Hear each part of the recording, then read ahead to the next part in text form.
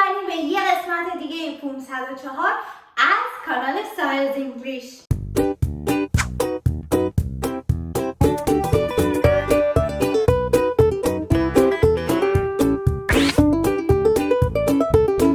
امروز قسمت 504مون یه تمرین و نه درس جدید. قراره درس 7 تا 12 رو مرور کنیم و این جملاتی که اینجا میبینیم رو ببینیم که چه کلمه بیشتر بهش میخوره و جملات رو کامل کنیم. یه سری اطلاعات خوبم در موردشون یاد بگیریم و خلاصه که مبحث پروپیمون داشته باشیم. تمرین درس امروز دو بخشیه. الان میخوام پارت یکش رو بهتون بگم توی این ویدیو و پارت دوش که یه تمرین دیگه است و شاید یه روز ساده تر باشه رو توی یه ویدیوی دیگه سعی میکنم یه چند ساعت دیگه پستش کنم. پس اینو که انجام دادین منتظر بعدی هم باشین. حالا قبل از اینکه اصلا من شروع کنم به حرف زدن، کاری که از شما میخوام انجام بدین اینه که یه اسکرین شات بگیرین از صفحه من و اول از همه شما انجام بدین. پس روی یه برگه با یه کاغذ یا دو تا کاغذ هر چیزی یه کاغذ با قلم خودکار هر چیزی که دارین اول شما جواب بدین. بعد میخوایم با هم مقایسه کنیم ببینیم که چقدر یادتون مونده. اگه یادتون نمونده حتما باید برگردین درسای 7 تا 12 رو نگاه بندازین. بریم سراغ تمرین. من الان فرض رو برای میذارم که شما یه بار اینو انجام دادین. بریم سراغ اولی. We will have to postpone or decrease our meeting. We will have to our meeting. پس یه قرار ملاقاتی داریم که یا قرار ملاقات رو انجام بدیم یا قرار بندازیمش بعدن یا قرار لغوش کنیم. Postpone means delay. So this one means delay. Decrease is the opposite of increase. پایین رفتن، کاهش پیدا کردن. باید قرار ملاقاتمون رو کاهش بدیم؟ نه.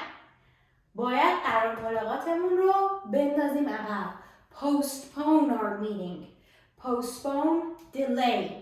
حالا یه چیزی هم میخواستم بگم در مورد این our که میشه مال ما، ضمیر برای ما هست و حالا کلمه‌ای که بعدش اومده. چیزی که من توجه کردم توی گویش آمریکایی، گویش نمیشه لهجه آمریکایی، این هستش که بعضی وقتا وقتی که میخوان اینو تندتر بگن به جای که بگن our meeting که گفته میشه ها، اما گاهی هم our meeting یعنی یکم صدای آتر میگیره مثل این کلمه شاید. خب our کاملا درسته، our meeting هم گفته میشه. پس اگر که یه وقتی شنیدین گیج نشین، خودتون هم میتونین بگین. مثلا برای من راحت تره که بگم we'll have to postpone our meeting. برای من راحت تره بگم we'll have to postpone our meeting. اینجوری. پس این هم از این. حالا من برای اینکه تخت خیلی شلوغ نشه بعضی چیزها رو پاک میکنم. Next one. He underestimated, resisted other players and was beaten.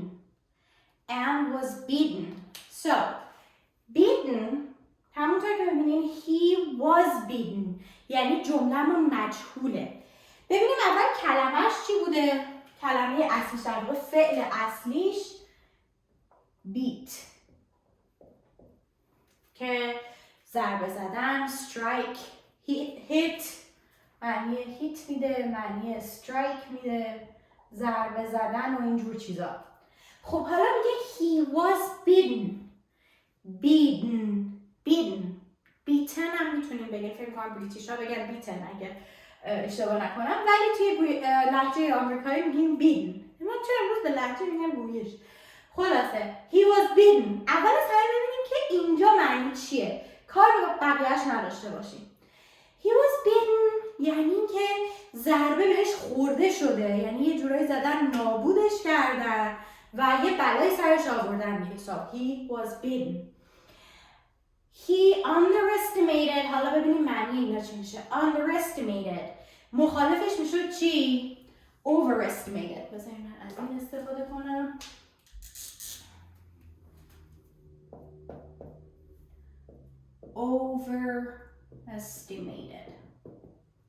Overestimated میشه چی؟ یعنی یه چیزی رو بیش بیش از حد دربارش فکر کنیم، مثلا دست بالا بگیریمش. underestimated یعنی دست کم بگیریمش، مثلا بگیم اون یاره که کسی نیست، چیزی نیست. پس اینو داشته باشین. resisted. resist یعنی در مقابل یه چیزی resist کردن، در مقابلش چی؟ مقاومت کردن. خب حالا ما میدونیم که یارو رو زدن، شاتکش کردن. So he has been defeated. defeat کردن هم یعنی شکست دادن. So he was defeated. شکست داده شده، زدن، نابودش کردن. So he underestimated other players. پس بقیه بازیکن‌ها رو دست کم گرفت که باعث شد نابود بشه. Okay, let's move on to the next one. She only had either frank or mediocre typing abilities among others. So میخوایم راجع به مهارت‌های تایپ کردن بگیم بین بقیه آدم‌ها. Okay. So she only had frank به معنی candid یا direct. مثلا اگه بگیم یه شخصی فرانک هست، she's a frank person، یعنی اینکه روک و سریع حرفشو میزنه، مستقیم حرفشو میزنه. مثلا اگه یه سوالی ازتون پرسیدن خواستین نظرتون رو بگین، همون اول جمله میتونین بگین frankly، بعد نظرتون رو بگین. یا honestly، اینم هم معنی همونه. پس این about that. mediocre یه چیزی در حد متوسط. It's not that good. It's not that good. So something in the middle. So now that we know we are talking about her abilities, her typing abilities. So she only had mediocre typing abilities among others. به جای among میتونیم از compared هم استفاده کنیم. بذار پاکش کنم. compared to others بگیم بهتره. حالا قبل از این بخوام عوضش کنم یه چیزی بگم. فرق among و between قبلا یه ویدیو در موردش داشتم. between موقعی هستش که ما داریم راجع به دو نفر صحبت میکنیم. مثلا I am going to between red and green I like green. مثلا این چیزیه که من میگم دو تا رنگ دارم، میگم بین قرمز و سبز من کدوم گفتم؟ سبز رو انتخاب میکنم. اما among بیشتر از یعنی سه یا بیشتر از سه نفره. میگم among Sarah, Jack and Rachel I'm gonna go with Rachel to the cinema. مثلا بین جک و سارا و ریچل من با ریچل میرم سینما. پس among سه نفر یا بیشتر، between دو نفر. حالا همونطور که گفتم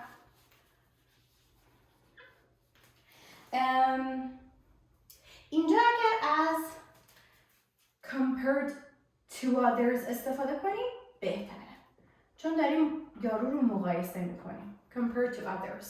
So she only had mediocre typing abilities compared to others.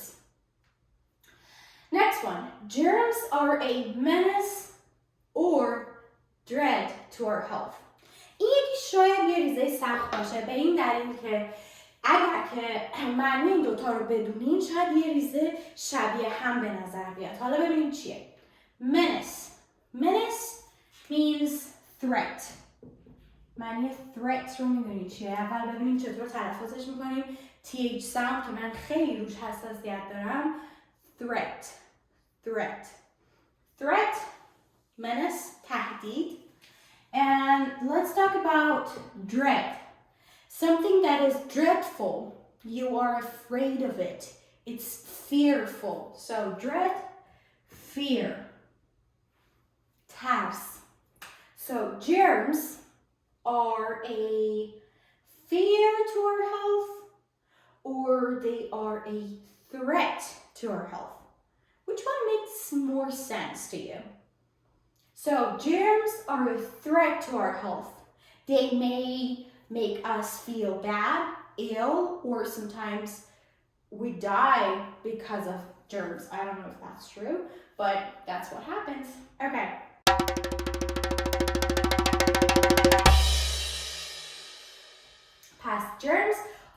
a menace or a threat to our health.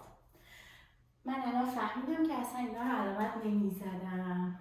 پس این postpone بود، این یکی underestimated بود، این یکی mediocre بود، این یکی هم menace. Although he was either challenged or reluctant to reveal the secret, he remained silent. Okay, although میشه چی معنیش؟ Although he was challenged or reluctant to reveal the secret, he remained silent. علی رغم اینکه میخواسته چیکار کنه؟ reveal the secret. پس علی رغم اینکه یه اتفاق داشته میافتاده، reveal یعنی چی؟ آشکار کردن. reveal the secret میخواسته یه رازی آشکار کنه. he remained silent.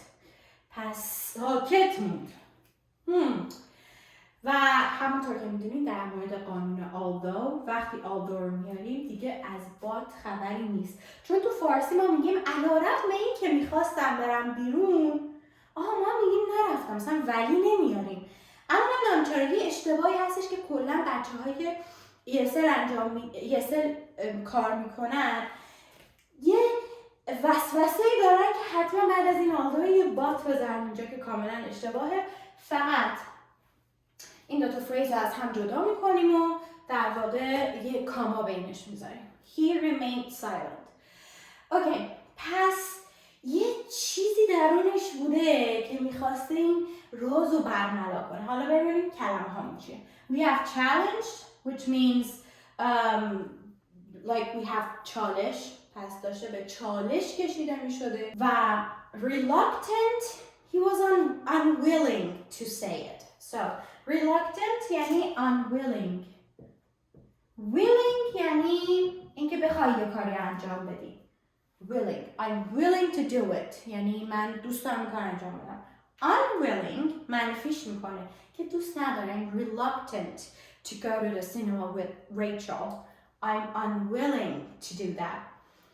Okay, پس علی رغم این که یعنی که نمیخواسته بگه، یه چالشی براش وجود داشته ولی آروم مونده، هیچی نگفته، ساکت مونده. الان من ولی رو استفاده کردم. So the correct answer is challenged. Let's move on to the next one. We only invited either prominent or undeniable people to our fundraising party. We only invited prominent or undeniable people. So we are talking about people. We are talking about some kind of people. And it is to a party. Let's say we don't know what fundraising is. بذار فکر کنیم که اصلا نمیدونیم fundraising چیه. اما پارتی که میدونیم چیه، پارتی، مهمونی. پس داریم راجع به یه مهمونایی صحبت میکنیم و میگه we only، میگه فقط یه اشخاص خاصی رو ما دعوت کردیم به این مهمونیه که نمیدونیم هم چیه. So let's see, prominent means important. درسته؟ Undeniable. Deny یعنی رد کردن یه چیزی. Refuse. Deny کردنش، ردش میکنیم. Deniable یه چیزی که قابل رد کردنه. Undeniable غیر قابل رد کردن. پس این کلمه در واقع از 3 تا بخش تشکیل شده. So, what do you think? What kind of people? Yes, prominent people are invited to the party. Now, let's talk about fundraising party. Fund بچه‌ها یعنی سرمایه. خب fundraising party بعضی مهمونی‌ها تشکیل میشه وقتی که میخوان برای یک سازمانی، برای یک شخصی، اصلا برای گروهی پول جمع کنن تا حالا یه بیزینس یا راه بندازه یا مریضی داره یا میخوان کلا ساپورت کنن اون گروه و میخوان بهشون یه پولی بدن تا ساپورتشون کرده باشن، براشون حالت تهیه کننده داشته باشن، سرمایه گذار باشن. یه مهمونی‌های تشکیل میدن. بعد تو اون مهمونی‌ها بعضی وقتا آکشن دارن که یه چیزایی رو میفروشن یا اینکه یه کسایی میان حدس میزنن قیمت یه چیزایی چی بوده. خلاص دیگه حالتهای متفاوتی داره اون پارتیه، مهمونیه و در واقع توی اون پول جمع میکنن برای اون گروه خیریه، یا یه آدم بوده یا اصلا یه گروه حیوانات میخوان ازشون ساپورت کنن، هر چیزی که هست. بهش میگن fundraising party or fundraising event اگر که کلمه دیگه‌ای بخوایم استفاده کنیم. So that's what it was about. When her job was molested or abolished, Daisy went back home to the farm. When her job was molested or abolished. Let's see which one goes with this one. Molested, do you remember? It's kind of like abuse. When you abuse something, اذیتش میکنی، بهش تعرض میکنی، به حق و حقوقش تجاوز میکنی، تعرض میکنی. So that's what that. Abolished means put an end to something.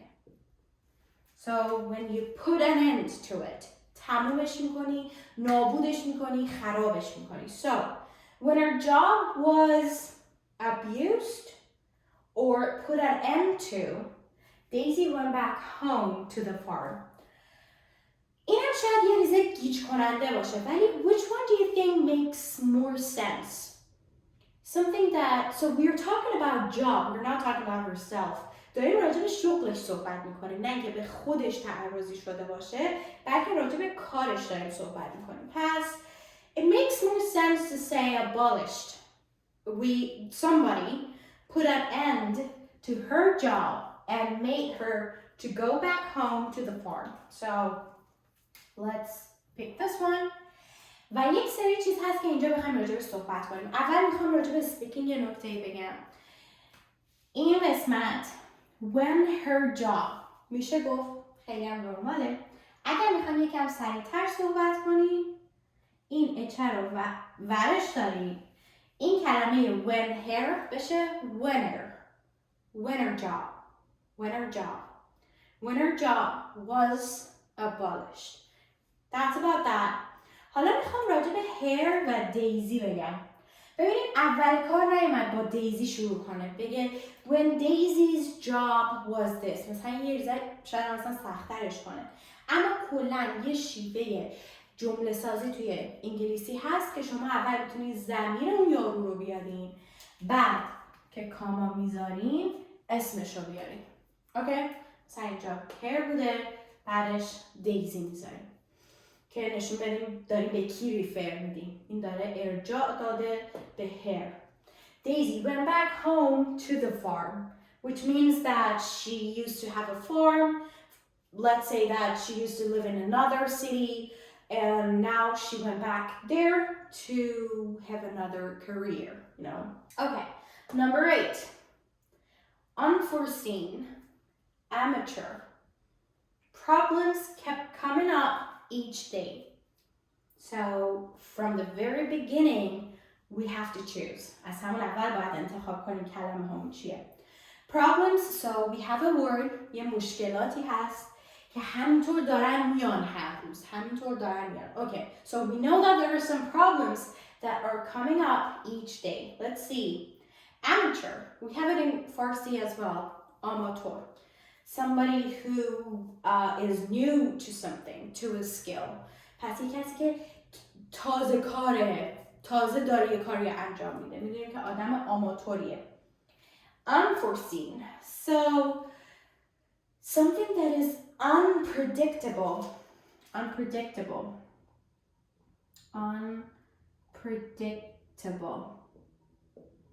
Predict کردن یعنی چی؟ یعنی پیش بینی کردن. Predictable چیزی که قابل پیش بینیه. حالا unpredictable چیزی که غیر قابل پیش بینیه. So unpredictable سه قسمتیه. پس میگه مشکلات غیر قابل پیش بینی همینطور هر روز در کله‌شون پیدا میشد. Kept coming up. نکته‌ای که بخوام در مورد این بگم، میدونیم که kept گذشته keep هست به معنی نگه داشتن، اما توی این حالت میتونیم از این استفاده کنیم که هی، کلمه هی هست که ما فارسی میگیم هی این اتفاق میافتاد، هی یه اتفاق میفته، هی من فلانی رو میبینم، هی این برنامه رو میذاره. keep از این میتونین استفاده کنیم و فعلی که بعدش میاد باید ing بگیره. So این ing که اینجا میبینیم دلیلش این keep هست. So the problems keep coming up. هی سر کله‌شون پیدا میشه هر روز. I like his absurd or adequate list of reasoning. خب میگه یه چیزشو دوست داره. خب این از این یه چیزشو دوست داره. I like his list of reasoning. طرف بهش یه لیستی از دلایل داره میده که این طرف که بنده باشم دوستش داره. حالا absurd is something ridiculous, like something that doesn't make sense, okay? Ridiculous or preposterous. حالا پس این از این یکم حالت منفی داره. It has kind of a negative connotation, okay? Now, adequate is something enough, something that I am happy with. So it's so obvious. This one is negative, this one is positive. Now, I like his adequate list of reasoning. میگه من این لیست دلایلش که کافی هستن رو دوست دارم. دلایلش کافی هست. یه لیست کافی میده. نه زیاده نه کمه. It's adequate. It's enough. And let's move on to number 10. Don't you get angry or don't you or don't you get angry when someone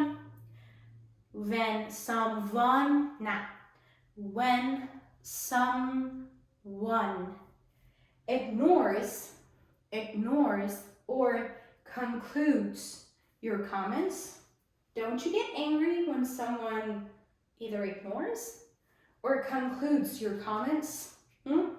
So we are talking about a negative feeling. We're talking about anger. داریم راجع به یک حس بد صحبت میکنیم، حس عصبانیت.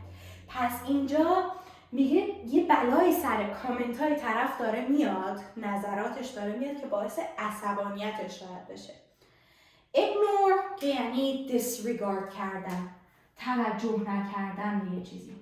So disregard. It has a negative meaning.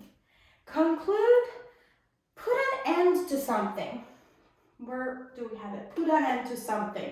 Like put an end to a sentence or a topic. مثلا خلاصه کردنش، تموم کردنش.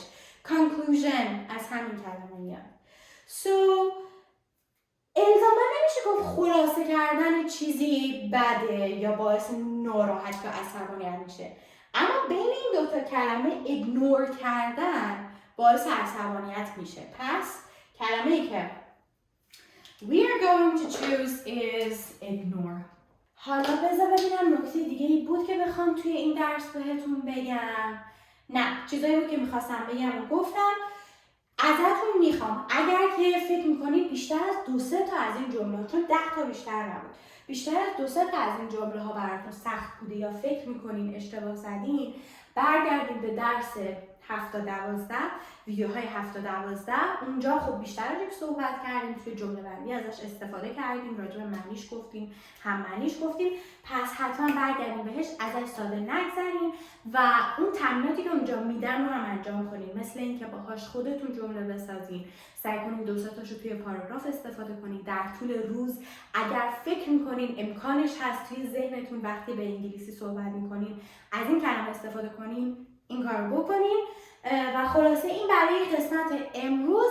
تمرین دومیش هم براتون میگیرم و یک کم دیگه بعد از این توی کانال میذارمش. خیلی ممنونم این قسمت هم با همون همراه بودین. اگر که ویدیو رو دوست داشتین حتما لایکش کنین، خیلی کمک میکنه که ویدیو دیده بشه، کانال بهتر دیده بشه و اگر که امکانش هست به بقیه هم کمکی بشه. ممنونم ازتون، منتظر کامنتاتون هستم و فعلا تا قسمت بعدی. میکنم.